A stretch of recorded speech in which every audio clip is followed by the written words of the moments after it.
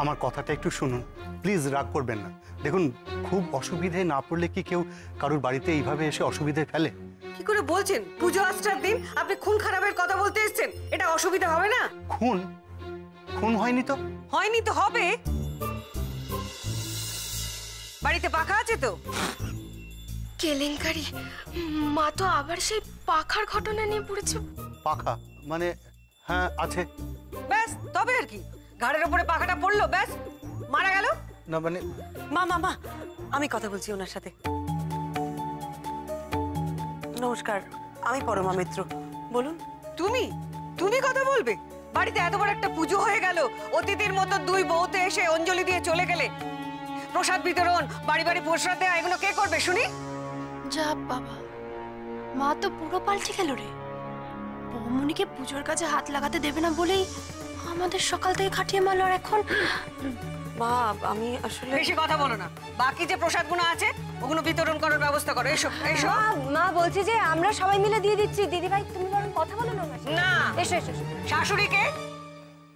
আপনি। তাহলে হুকুম করবে কে? আপনি। মানবে কে?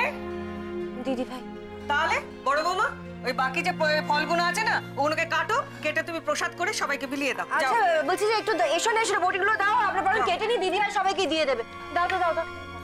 এই নিপা, ওই ফলগুলো দাও একটুখানি।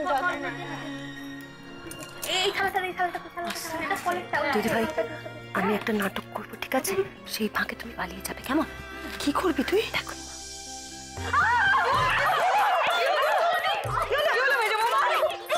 কি করলে নন্দা? তুমি কি আঙুলটা উৎসর্গ করে দিলে নাকি ঠাকুরকে? চুপ কর। কি হলো? কি কেটে গেছে? দাঁড়াও, আমি ওষুধ নিয়ে আসছি। সরো, দাঁড়াও, ওষুধ নিয়ে আসি আমি।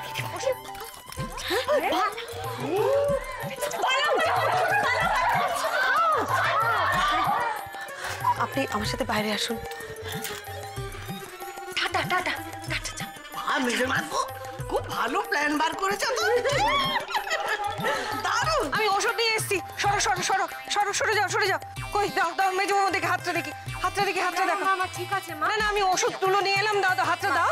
মা বলছি পুজোর বাড়ি, আমি বরং ওপরে গিয়ে জল দিয়ে না, আমি ওষুধ এনেছি। দাও হাতটা, দাও দাও না হাতটা, দেখি। কি এমন কাটলো যে রক্ত